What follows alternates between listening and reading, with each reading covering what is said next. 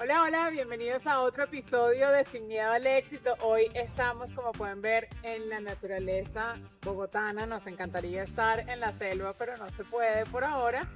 Pero estamos en la naturaleza porque voy a hablar con un emprendedor que es probablemente el padre de la regeneración en Colombia. Estoy segura que a él no le gusta que yo diga esto, pero sí es una persona que nos ha enseñado a todos nosotros la importancia que tiene reconectar con la naturaleza para nuestro bienestar, para poder afrontar situaciones de ansiedad como las que vivimos hoy en día, para navegar la polarización tan tremenda, la depresión, el estrés, mejor dicho, para usar la naturaleza como medicina y como forma de reconectar con nuestro propósito y nuestro bienestar personal. Hoy está conmigo Luis Alberto Camargo, el fundador y director de OPEPA y un amigo al que adoro, así que espero que disfruten mucho esta conversación. Hola querido, bienvenido.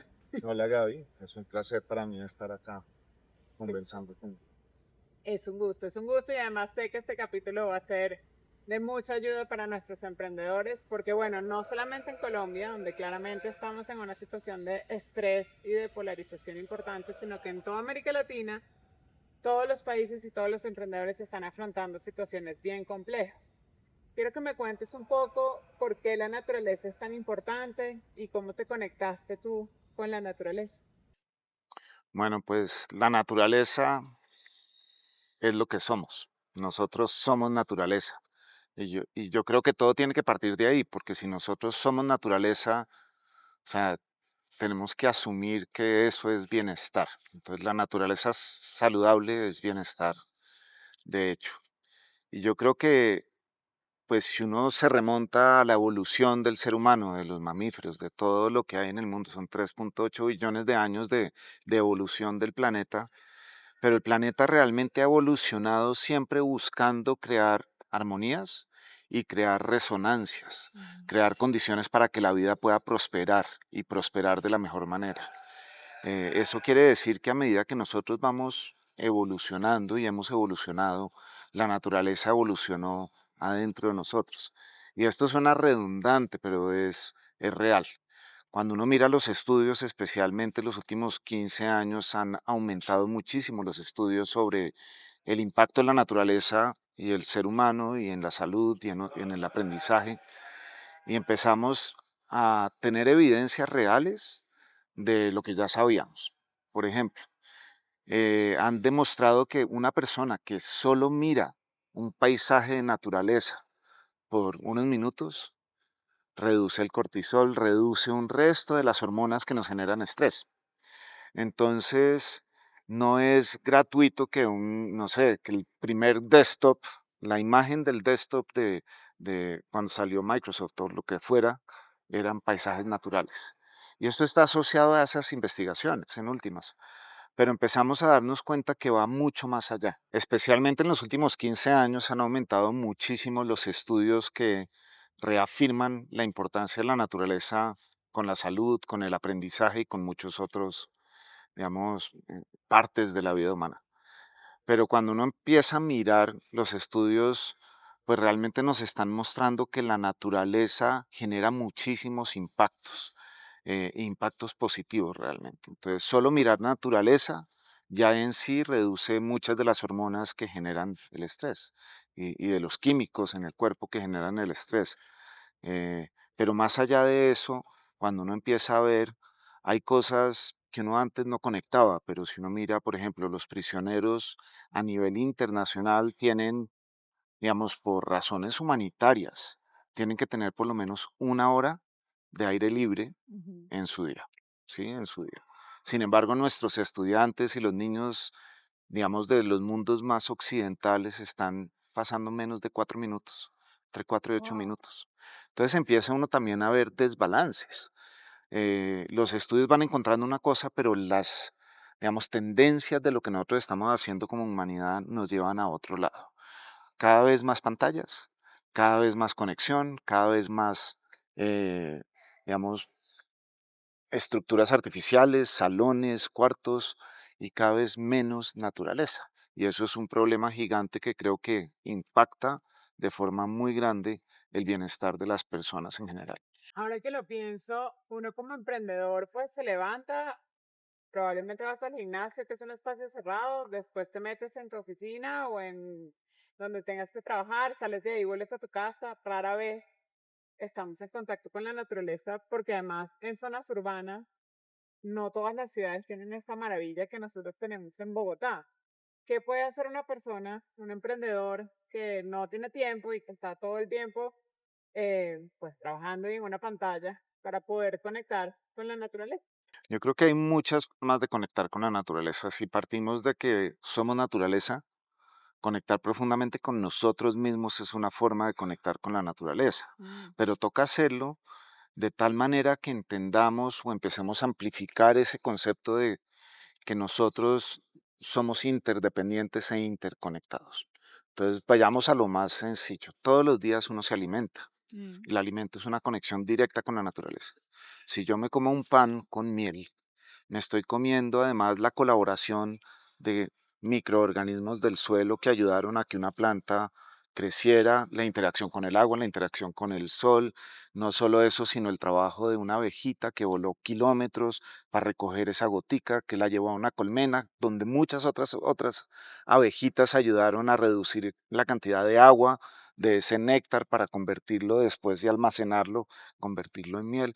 Entonces, si uno se pone a ver cualquier cosa que uno consume de la naturaleza, es el resultado de una colaboración mágica de la misma naturaleza. Mm. Entonces yo diría que una de las primeras cosas que uno puede hacer es traer el alimento de forma intencional y consciente. Y realmente cuando uno pues come algo, tratar de conectarse con toda la cadena que trajo ese alimento a uno. Y especialmente cuando hay alimentos que son tan deliciosos, entender que esa delicia, esa celebración, es una celebración colaborativa y colectiva de nuestra relación interdependiente e interconectada con la naturaleza. Entonces creo que esa es una parte. Lo otro es que en la naturaleza podemos tener diferentes tipos de experiencias, desde una experiencia directa de inmersión profunda, pero también podemos tener experiencias indirectas o vicarias. Entonces, con la naturaleza hay muchos tipos de experiencias. Entonces, obviamente nosotros podemos tener experiencias directas, idealmente inmersivas en la naturaleza, y eso lo debemos buscar. Yo creo que esas experiencias pueden ir de estar directamente en el bosque, en una zona natural, en un paisaje, pero también tiene que ver con ese contacto con las flores, con las plantas, con las aves, por la ventana del balcón, con el cielo, con las nubes. Entonces uno puede tener experiencias directas desde una zona urbana, independiente de que uno no tenga acceso al área silvestre. Pero también hay experiencias indirectas, hay experiencias vicarias, y son experiencias que permiten, si uno se lo permite, conectarse con estos espacios, desde imágenes de la naturaleza que puede uno tener proyectadas y pueden estar escuchando, eh, sonidos de la naturaleza también. Entonces, yo creo que mucho tiene que ver en cómo creo los entornos en donde estoy habitando. Yo puedo crear entornos donde hay flautas con cantos de aves. Eso pues puede llenar mi entorno urbano y eso ayuda porque es ese sentir. Los sonidos de la lluvia, los sonidos del viento. Y esto lo encontramos en cualquier plataforma de música. Hay sonidos, ambiente muy chéveres que pueden complementar. Eso ayuda a crear una experiencia. También pues las imágenes se vuelven fundamentales y los elementos de la naturaleza que invitamos a nuestros espacios. Entonces, claramente tener dentro de nuestras oficinas y espacios de trabajo, tener naturaleza, tener imágenes de naturaleza, traer sonidos de la naturaleza. Pero yo creo que más importante que solo traer y dejar que sean paisaje dentro de nuestro espacio, es traer la conciencia de que somos naturaleza y realmente poner nuestra atención ahí. Entonces yo diría si hay una de las cosas más poderosas que podemos tener es esa intencionalidad de atención hacia la naturaleza. ¿Qué quiere decir eso? Que si yo salgo a caminar al mercado, yo salgo y pongo mi atención donde están las magias de la naturaleza, en la flor, en el insecto, en el ave, y me dejo asombrar por esas cosas que estoy viendo. Y entiendo y permito entender mi conexión con eso que está ocurriendo, porque en últimas nosotros no podríamos existir si no existen todas esas relaciones que hay en los sistemas naturales. Nosotros somos resultado de esas relaciones y participamos en esas relaciones. Y yo creo que eso es lo que hemos olvidado como seres humanos. Y a medida que nos separamos cada vez más, pues ignoramos esas conexiones. Pero si nos abrimos a establecerlas otra vez y a aumentar nuestra relacionalidad, a buscar estar en correcta relación, en una relación de amor, no en una relación de temor, pues vamos a empezar a establecer otra vez esa conexión directa con el mundo natural y con eso vamos a aumentar nuestra empatía también con el mundo natural. Y una cosa que yo descubrí trabajando, porque yo empecé pensando en la separación y cómo conecto, Ujú. pero me di cuenta que el problema de conectar con la naturaleza, que es una de las grandes separaciones que tenemos, nos lleva realmente a conectar con nosotros mismos y conectar con otros y entendernos como seres relacionales Mm. que deben realmente tener un propósito o un metapropósito, un propósito superior, que es aprender a estar en correcta relación con nosotros mismos, con otros, con la naturaleza. Y que en el momento que logramos sintonizarnos y que realmente estamos en ese proceso, no importa qué estés haciendo, no importa dónde estés, no importa nada, vas a tener bienestar, porque lo que trae bienestar a nosotros es realmente estar siempre en correcta relación, estar fomentando esas correctas relaciones. Tú me enseñaste uno de los conceptos más lindos que yo nunca haya escuchado y que ahora trato de tener consciente, hablando de naturaleza. Además, tenemos llovizna bogotana, que trato de tener consciente en todas las cosas que hago en los últimos años, que es el concepto del micelio.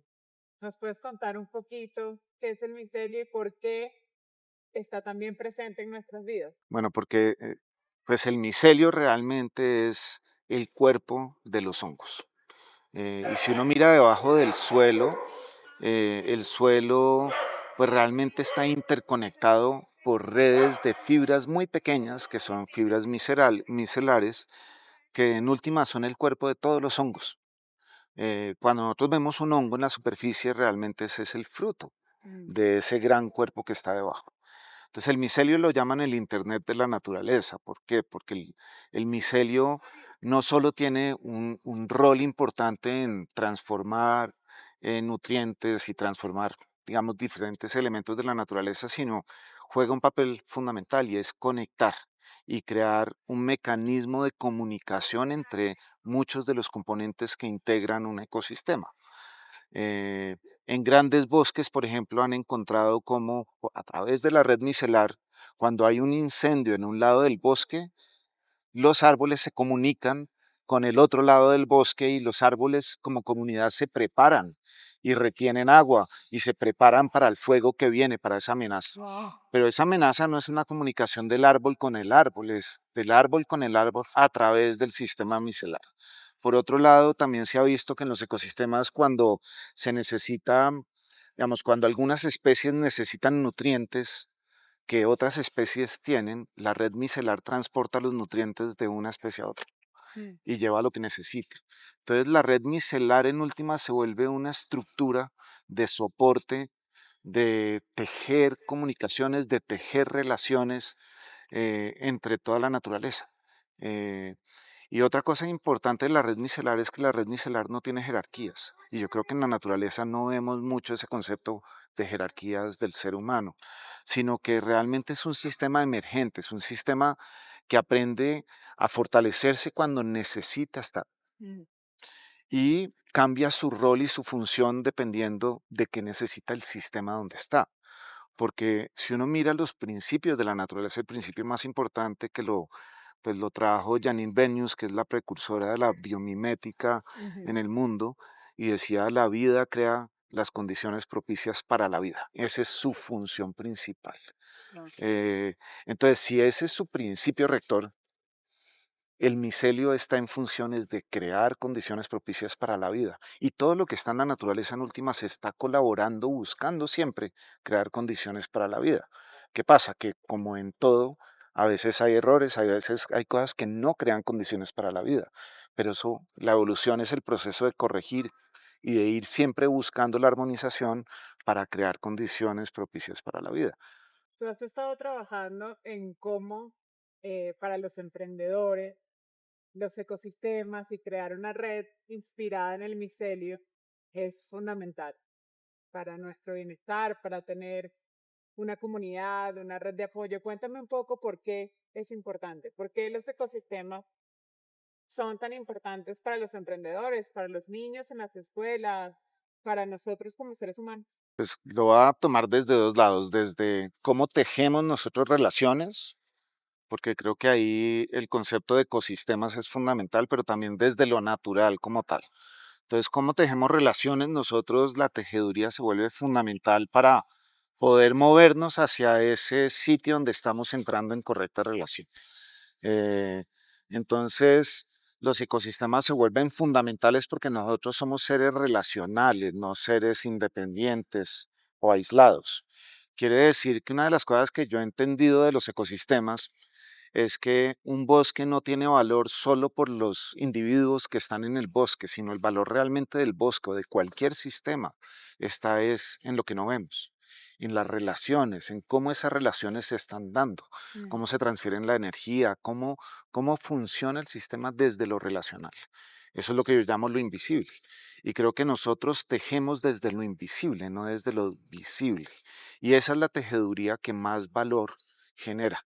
Por lo tanto, también es lo que más valor genera en un ecosistema. Entonces, si nosotros hablamos de ecosistemas familiares, desde la parte social, Ujú. organizacional, escolar, pues realmente deberíamos estar poniéndole mucha más atención a la calidad de las relaciones que tenemos. Así esas relaciones están trayendo vitalidad al sistema en donde estamos, si están trayendo y generando, eh, digamos, entornos habilitantes para el bienestar, si están generando temor o no, porque el temor se vuelve una de las grandes barreras. Mm. Y en estudios que hicimos con el Weaving Lab y en otras cosas, en preguntar qué nos conecta y qué nos desconecta, en últimas, el temor es el elemento principal que emerge en cualquier parte del mundo que nos desconecta de nosotros mismos, de otros y de la naturaleza. Mientras que el amor y todo lo que está asociado a sentirse parte, a crear buena relación, está generando conexión. Entonces yo creo que eso es muy importante tenerlo en cuenta en la construcción de ecosistemas sociales. Si miramos ya la naturaleza como tal, pues nosotros estamos en relación con la naturaleza. Entonces uno empieza a darse cuenta de cosas como en los estudios muestran que los niños que se sientan en las ventanas de los salones viendo árboles tienen 15% mejor desempeño que los niños en un salón de clase que se sientan contra la pared al Wow. otro lado del salón. Y eso pues no es negligente, digamos, no se puede ignorar. Mm. Y eso tiene que ver un poco cómo creamos los entornos nuestros. Entonces hablábamos antes de que nosotros muchas veces nos mantenemos en los entornos que estamos, pero no buscamos otros entornos. Entonces yo diría, ¿cómo podemos incorporar entornos de reuniones naturales, salir a caminar y conversar como lo estamos haciendo hoy? ¿Cómo podemos, cuando pensamos en infraestructura de trabajo, de aprendizaje, realmente naturalizar la infraestructura? Traer entornos donde la creatividad, donde la imaginación, pero también donde esa relacionalidad se pueda expresar de mejor forma. Y eso es fundamental. Y para mí, en mi experiencia personal, de pronto yo diría que lo que más impacta es el entorno familiar. Y cómo en el entorno familiar puede uno empezar a crear un entorno que comparte experiencias profundas en la naturaleza como familia. Y eso consolida y fortalece muchísimo no solo a la familia, sino, digamos, los bloques básicos de aprendizaje, de entendimiento y de relacionamiento de todos en la familia, especialmente de los niños y las niñas que están creciendo en esa familia. Tú hablabas hace unos minutos de lo importante que es tener relaciones que generen vitalidad. ¿Cómo podemos identificar esas relaciones? Porque muchas veces, pues, estamos rodeados de personas por el trabajo que tenemos o por el sitio donde vivimos, que no necesariamente son personas que nos ayudan a estar mejor. Si estamos en una situación como esa, ¿cómo podemos hacer para identificar quiénes a nuestro alrededor son personas que nos traen vitalidad y enriquecen el ecosistema y quiénes no? ¿Y qué podemos hacer cuando estamos con esas personas que no son tan positivas para nosotros? Pues yo creo que lo primero es volverse más sensibles en la capacidad de sensar, de sentir los entornos, de sentir a las personas y de reconocer cuando las personas están quitando y no agregando. Mm. Eso es importante porque uno tiene que poder mapear dónde está para entender cómo se relaciona. Lo segundo es ser muy intencional en la creación de entornos que habilitan la vitalidad.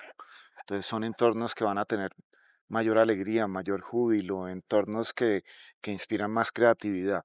Y obviamente a veces eso no es tan sencillo, pero yo sí creo y lo he visto que a veces está uno en situaciones tensas y una sonrisa puede transformar la situación de todo el mundo que está alrededor de uno, Mm. porque nosotros somos seres relacionales, por lo tanto, si yo sonrío, tú sonríes. Claro. Normalmente es así.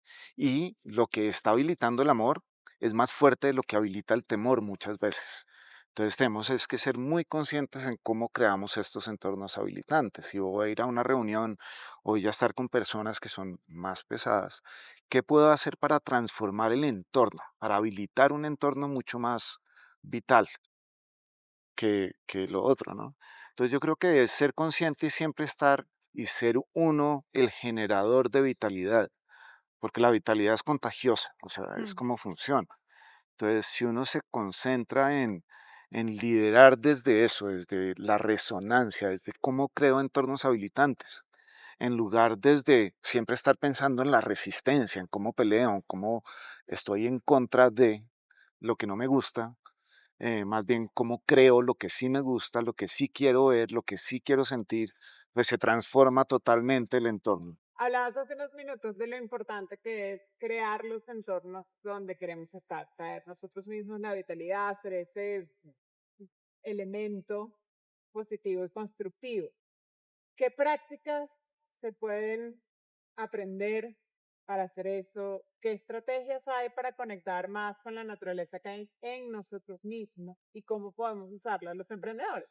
Bueno, empezando por uno que es, yo creo que donde uno tiene el círculo de influencia, porque obviamente hay círculos donde uno no puede afectar. Entonces creo que estar centrado y estar conectado es muy importante. Yo creo que la respiración se vuelve una de las prácticas más importantes y hay muchísimas prácticas de autorregulación en la respiración y si uno las hace también con un enfoque de naturaleza. ¿Qué quiere decir eso? Que yo puedo hacer mi práctica de respiración y estar mirando el cielo, estar mirando el paisaje.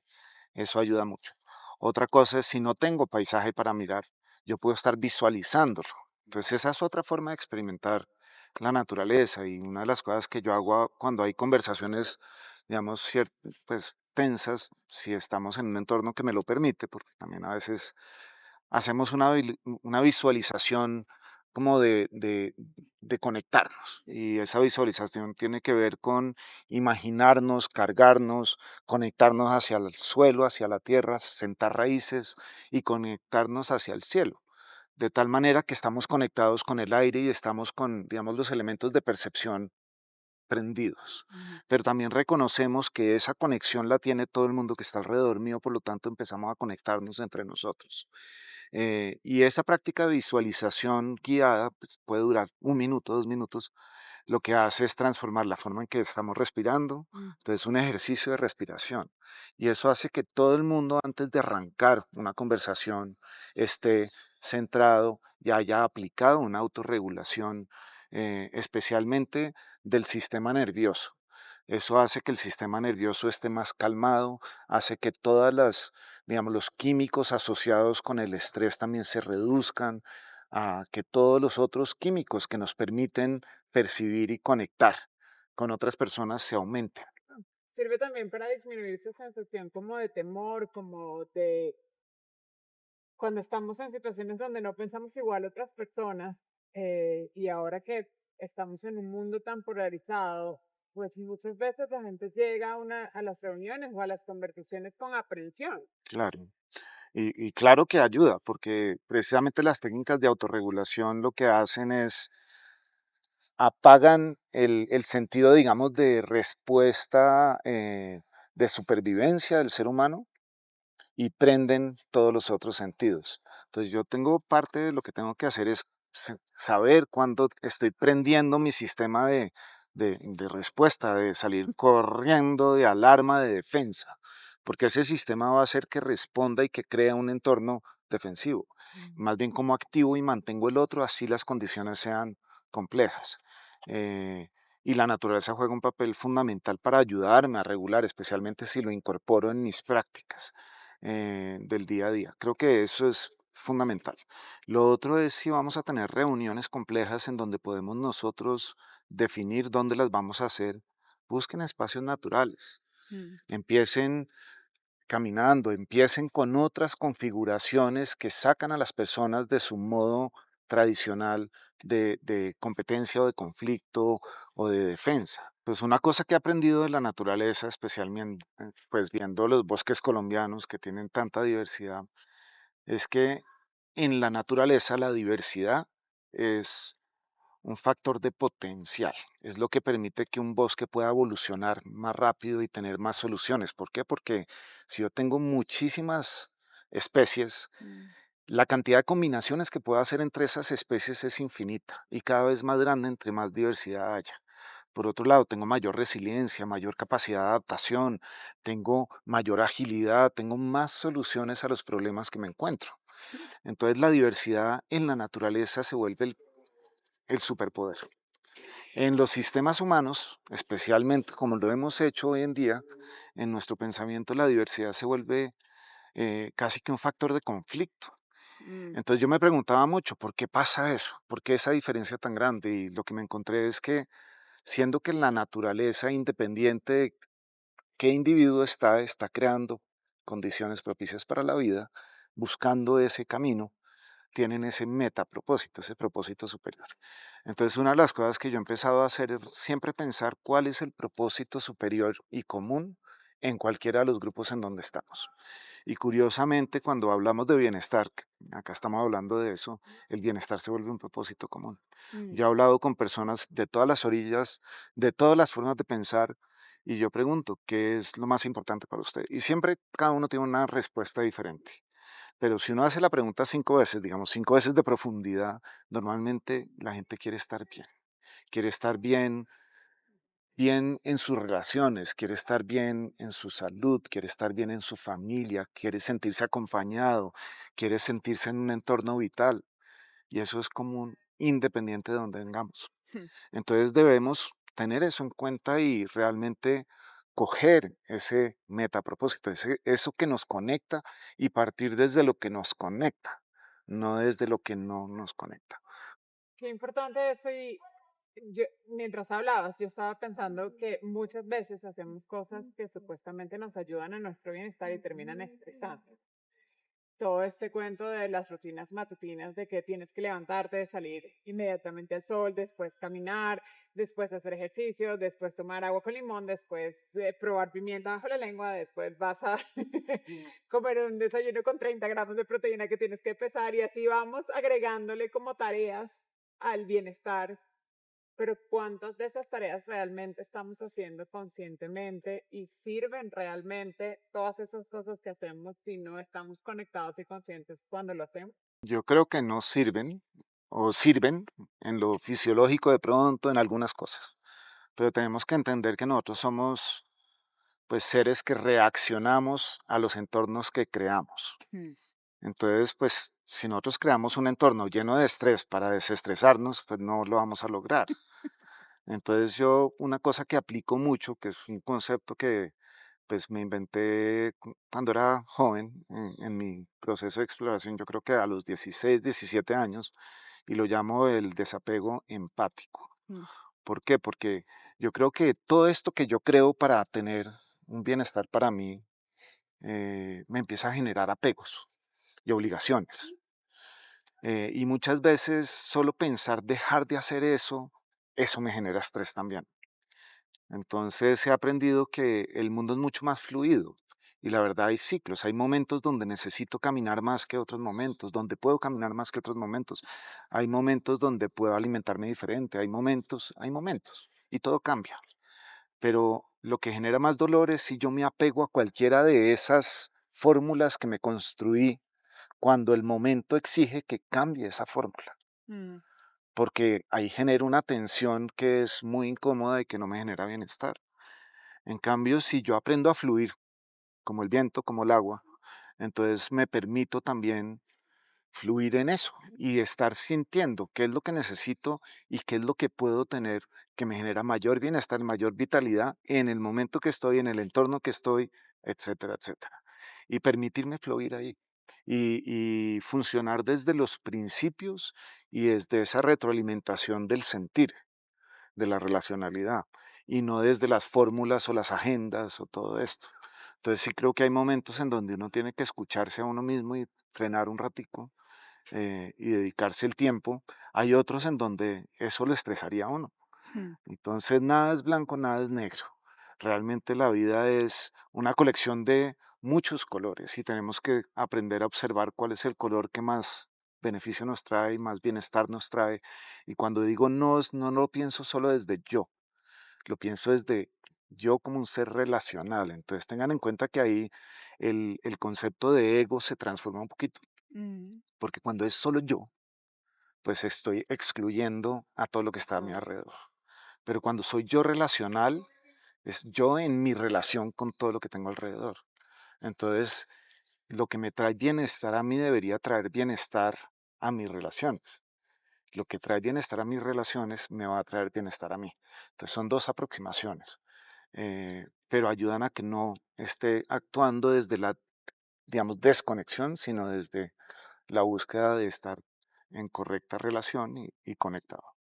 Para fluir de esa manera hay que aprender a soltar el control, que es algo que a muchos emprendedores nos cuesta mucho, pero además, y acá voy a poner un ejemplo que no sé si me vas a dejar poner, pero los emprendedores somos como overachievers. Nosotros siempre estamos tratando de lograr más, tratando de llegar más lejos. Tú conoces eso bien porque antes de que todo el mundo quisiera subir al Everest y tuviéramos 490 personas subiendo al Everest, tú lo hiciste como explorador hace muchos años. O sea, tú te has puesto metas muy altas también y las has alcanzado. Y pues cuando uno tiene una meta alta, eso requiere una cantidad de cosas para poder lograrla. Pero también en muchos casos eso trae mucha presión. ¿Cómo combinar poder tener estas metas, lograr los grandes propósitos que un emprendedor puede tener, pero al mismo tiempo fluir y conectarse? Bueno, cogemos el ejemplo del Everest, porque yo nunca llegué a la cumbre del Everest. Sin embargo, el Everest y todas esas montañas me enseñaron mucho, y es que el propósito puede ser uno, pero el aprendizaje proviene de otro lado. Y realmente transitar el proceso es más importante que lo que alcancé. Entonces yo puedo llegar a la cumbre del Everest y haber destruido mi cuerpo, haber roto mi equipo, haber hecho muchas cosas Ujú. que en últimas no están cumpliendo un propósito superior, están logrando una meta. Mm. Entonces a veces confundimos la meta con nuestros propósitos más elevados. Y en ese sentido, el poder caminar la montaña desde principios fundamentales, desde lo que yo quiero crear, desde lo que yo quiero recibir, desde mi relacionalidad, me va a lograr, digamos, ayudar a lograr muchísimas más metas que llegar a la cumbre. Yo puedo no haber llegado a la cumbre, pero creo que lo que aprendí fue mucho más grande que haber llegado a la cumbre. Entonces, en ese sentido, sí creo que nosotros como emprendedores, y pues yo he emprendido y hemos emprendido juntos en muchas de las cosas que hemos hecho, es aprender a entender que no, la meta que me fijé no necesariamente es la meta real. Mm. Entonces yo tengo que vivir el proceso intencionalmente de todo lo que estoy haciendo todo el día y estar despierto para ver cómo esa meta se transforma. Porque esa meta es una cosa que yo me imaginé, que visualicé, que yo quiero. Pero de pronto lo que aprendo en el camino me muestra que hay otros caminos y otras cosas que tengo que hacer. Y si yo sigo fijado en la meta, nunca veo esas cosas laterales que están pasando y no permito que emerjan. Entonces creo que en esto, digamos, entra mucho ese concepto del liderazgo emergente. Yo tengo que permitir que emerja lo que está alrededor de mí, a lo que más fluye, a lo que más vitalidad brinda. Y a veces eso quiere decir que yo tengo que reducir mi participación o mi liderazgo visible en una acción y permitir a otros que emerjan. Mm. ¿Por qué? Porque eso nos lleva juntos a una meta mucho más cercana que si yo sigo empujando como si yo fuera el rey, digamos, el emprendedor. Entonces, emprender también tiene que ver, yo creo, con eso, con reconocer que emprender es caminar. Y yo camino no pensando solo en a dónde quiero llegar, sino en mirando el camino que estoy pisando, en mirando el terreno, sintiendo mi camino. Mm. Y creo que se vuelve más importante el camino que el destino. Como decía Odiseo en la Ilíada, el viaje es el... Es el viaje, es lo importante. Y ahí es donde entra, digamos, cosas como la regeneración. Para mí, que lo mencionaste al principio, para mí la regeneración no es un destino, es un camino. Es un camino que tiene un norte. ¿Y el norte quién lo define? La vida, los sistemas de vida. Entonces, el norte principal de la regeneración es crear condiciones para que la vida pueda prosperar en su integralidad.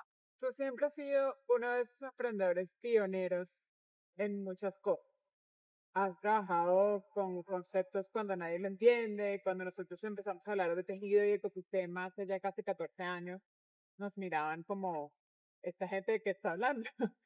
Y también has sido uno de los pioneros en hablar sobre esos conceptos de liderazgo emergente y liderazgo regenerativo. Yo quiero que nos expliques un poco qué es y por qué es tan importante en un momento de mundo y de sociedad como el que vivimos, empezar a abrazar estos conceptos desde cualquier lugar del liderazgo en el que estés. Puede ser tu emprendimiento, puede ser tu organización, puede ser una empresa grande, chiquita, puede ser el sector público. ¿Por qué necesitamos líderes que utilicen más el liderazgo regenerativo? Bueno, comienzo con el bosque otra vez. Si un árbol cae en el bosque, ¿quién lidera? El bosque es un sistema complejo de muchas relaciones. ¿Quién lidera? En ese momento lidera quien tiene que liderar. Entonces empiezan a liderar de pronto algunos microorganismos, los hongos que empiezan a descomponer el tronco, pero empiezan a liderar unas hierbas que usan el sol porque hay una ventana de sol y emergen. Y esas hierbas crean el entorno perfecto en el suelo para que unas semillas más consolidadas de otros árboles puedan crecer. Si no hay esas hierbas, esas semillas no crecen. Mm. A medida que esas hierbas pues cumplen su rol, emerge de pronto el arbolito y el arbolito empieza a tapar el sol de esas hierbas y esas hierbas paran de ser líderes y se vuelven, digamos, residen un poco en su acción y el árbol empieza a crecer y así empieza a crearse todas las capas hasta que vuelve el bosque a sanar. Mm. Quiere decir que en la regeneración de un bosque después de que cae un árbol, pues hay realmente muchos líderes, pero el líder que está es el líder que se necesita en ese momento. Wow. Entonces creo que cuando hablamos de liderazgo emergente, quiere decir eso. ¿Cómo puedo liderar como el bosque lideraría? ¿Qué quiere decir? Es ser muy consciente de cuando mis habilidades, mi conocimiento, mi capacidad de agregar vitalidad es necesaria y cuando la de otros es más fuerte, para que juntos podamos sanar ese bosque. Entonces el liderazgo emergente tiene que ver es con eso, con entender esa dinámica, pero es una dinámica en donde el ego tiene que evaporarse un poco porque ya no es yo soy el líder, sino es yo soy el líder en este momento porque acá agrego valor. Pero si en 10 minutos tú eres la que agregas valor, tú te vuelves la líder y en 15 minutos eso, pues, y ahí podemos hablar minutos, horas, días, momentos, no importa. Entonces en liderazgo emergente es eso. Y liderazgo regenerativo para mí tiene que ver con dos aprendizajes. Uno es, digamos, trabajando con muchos de los activistas en Colombia y líderes sociales, pues que uno sabemos qué problema tan grande tenemos en el país, tanto en violencia y en otras cosas. Yo me preguntaba, bueno, pero, pues, pucha, ¿cuál es el rol de uno como activista, como líder? Ujú. Y me di cuenta que hay un problema de base, de pensamiento. Y es que nosotros siempre hablamos de la lucha y la resistencia, o muchos de los activistas hablan así. Sí. Y cuando uno mira esas palabras son palabras que definen en contra de. Ujú. Entonces, si yo agarro una pared y yo la empujo, la pared ¿qué va a hacer? Empujarme de vuelta. Y entre más fuerza haga, más fuerza va a hacer la pared. Ahí no hay nadie que pueda ganar. Wow. ¿Por qué? Porque cuando estoy en resistencia, estoy en contrarresistencia. Entonces, independiente de qué lado esté, siempre va a haber una respuesta del lado opuesto. Claro, ¿Sí? leyes de Así la es. física. Así es. Entonces me di cuenta que liderar desde la resistencia o actuar desde la resistencia va a generar es contrarresistencia. Es una Eh, ley de la física, además. es una ley, eso es, y siempre va a ser.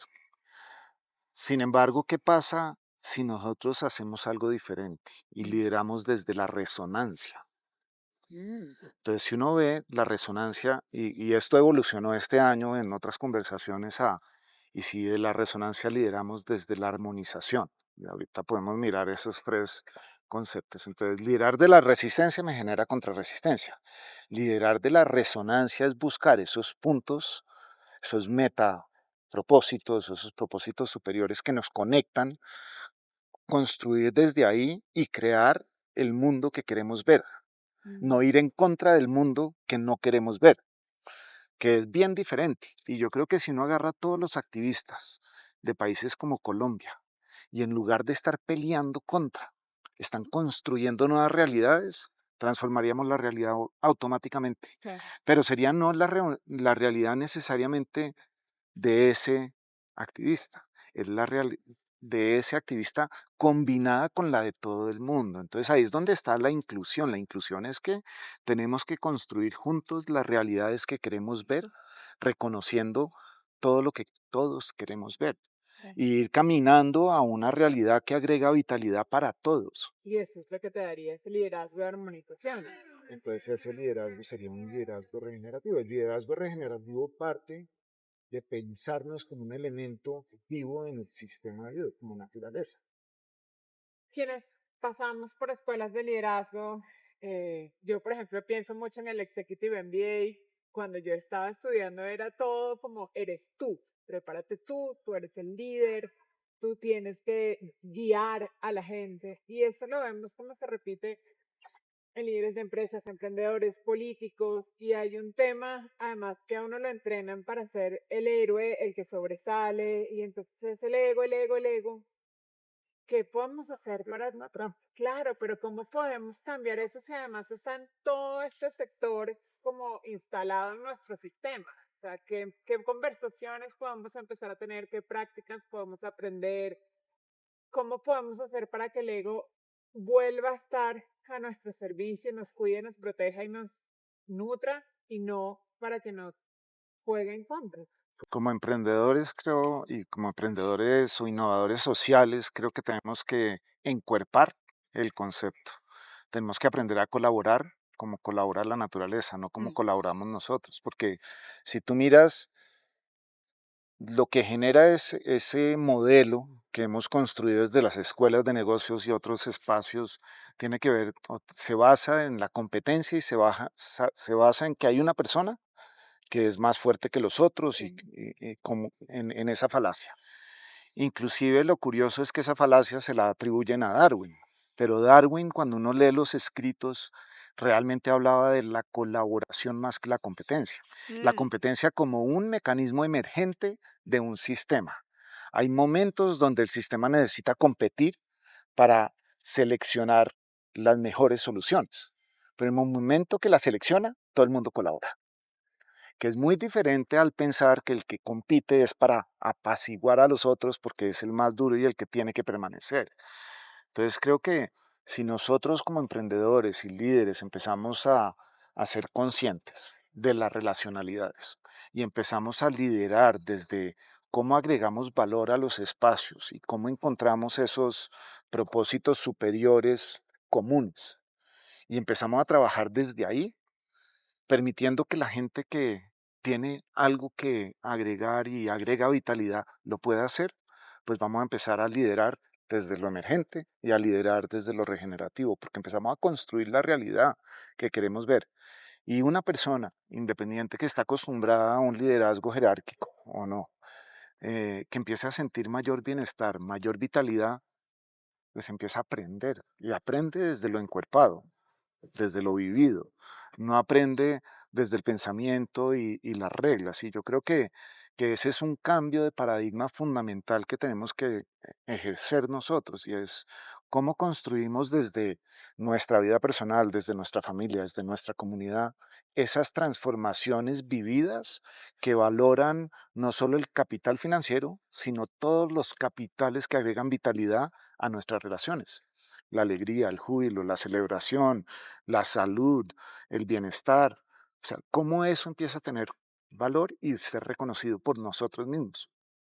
Porque si no lo reconocemos, pues seguimos trabajando como negros para ganar plata cuando destruimos nuestras familias, destruimos nuestras propias vidas, y es porque no estamos balanceando qué está trayendo vitalidad. Obviamente a veces el dinero es importante, pero yo he estado en comunidades colombianas, en el Chocó, en la Amazonía, que no tienen dinero y tienen gran vitalidad. Lo que pasa es que muchas veces nuestro sistema quiere decirles a ellos que son pobres. ¿Por qué? Porque no reconocen el valor de todos los capitales que ellos han desarrollado. Entonces creo que ampliar nuestro concepto de la economía siendo, digamos, la acción de cuidar de nuestra casa, Ujú. es la acción de cuidar de nuestras relaciones y buscar estar en correcta relación y valorar todos los capitales que construyen ese bienestar balanceado. Obviamente una persona en una ciudad de pronto necesita más recursos económicos que una persona que vive en la mitad de un bosque. Entonces no es blanco y negro y no es lo mismo para todo el mundo. Es muy diferente para cada grupo, para cada comunidad, para cada lugar.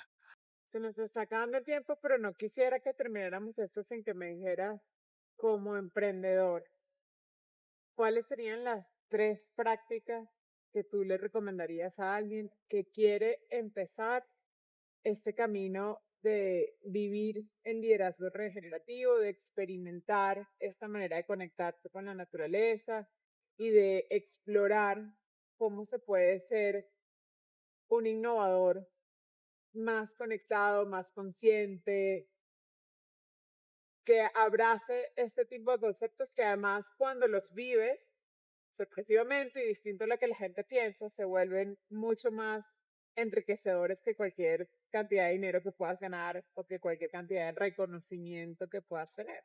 Lo primero es abrirse uno mismo a poder entender y sentir, percibir las relacionalidades. Y eso tiene que ver con el trabajo que hace uno con uno de introspección, pero ese lo conecta automáticamente con el trabajo que hago con la naturaleza, porque ahí estamos realmente reconociendo todos los círculos que definen nuestras identidades. O sea, mi identidad individual, el ego, Ujú. a una identidad familia, identidad comunidad, identidad naturaleza. Yo soy naturaleza. Entonces, yo soy naturaleza en últimas es mi identidad más amplia, porque es la que me permite ser en relación con todo lo que vive y con todo lo que interactuamos. Entonces, realmente si uno está haciendo ya cosas de meditación, de respiración y todo eso, llévenlas a la naturaleza, empiecen a abrirse en esa relacionalidad, déjense asombrar. Yo creo que hay una parte, hay dos cosas muy importantes de esas prácticas. Primero, invitar el silencio. Nosotros normalmente ocupamos el silencio porque el silencio es incómodo, porque tenemos que estar haciendo cosas. Entonces, permitir el silencio. El silencio se vuelve una herramienta fundamental. Y el silencio no como la ausencia de sonido, sino el silencio como el espacio entre los espacios. La ausencia de preconcepción, la ausencia de metas preestablecidas, la ausencia de mi ego. Ese es el silencio. El silencio es el espacio donde puede emerger el valor en todo lo que hay alrededor mío. Y creo que entonces, partiendo desde nosotros, permitiendo el silencio y estando en áreas naturales, saliendo y permitiéndonos espacios de conexión con la naturaleza en donde el asombro se vuelve fundamental. Y el asombro que es, si uno mira a los niños cuando crecen, cómo aprenden y cuándo aprenden más, cuando se asombran.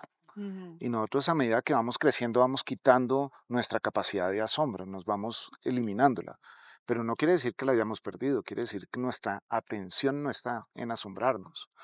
Pero entonces permítanse volver a asombrar de un atardecer, de un amanecer, de un ave que canta o de un ave que vuela enfrente de ustedes, de una planta, de una flor, de lo que sea.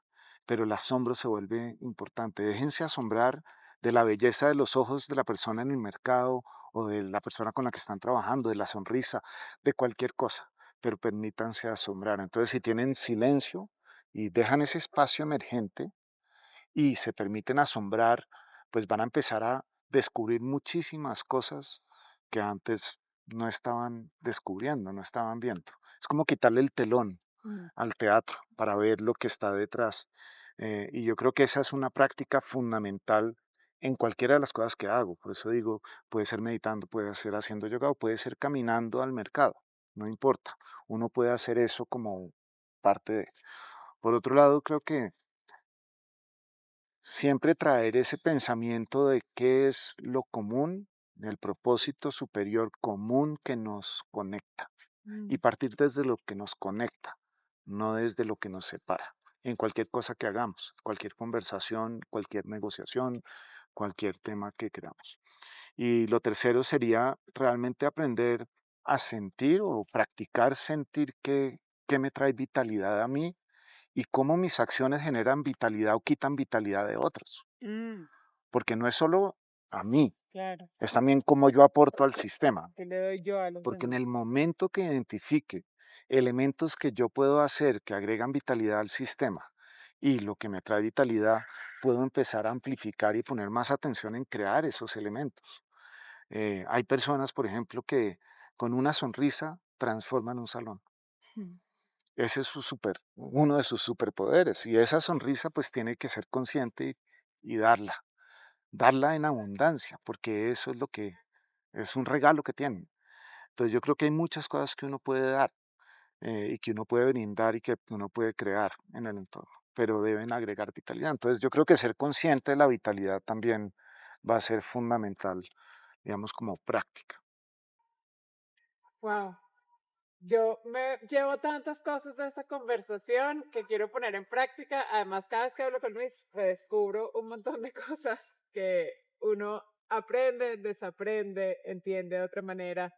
Y qué bonito es poder conectar con todo eso. Yo te quiero dar las gracias por habernos regalado este ratico esta mañana, que además, contra todos los pronósticos, porque ustedes no están viendo lo que ha pasado atrás, ha pasado de todo mientras estamos grabando, helicópteros, gente vendiendo libros, comprando chatarras, o sea, todo lo que puede pasar en Bogotá.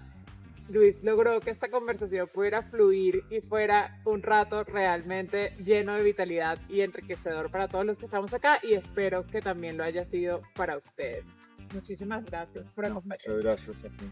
Gaby, es un placer y espero que por lo menos muchas preguntas surjan y la gente salga a experimentar y a construir el bienestar desde lo encuetado y desde ellos mismos.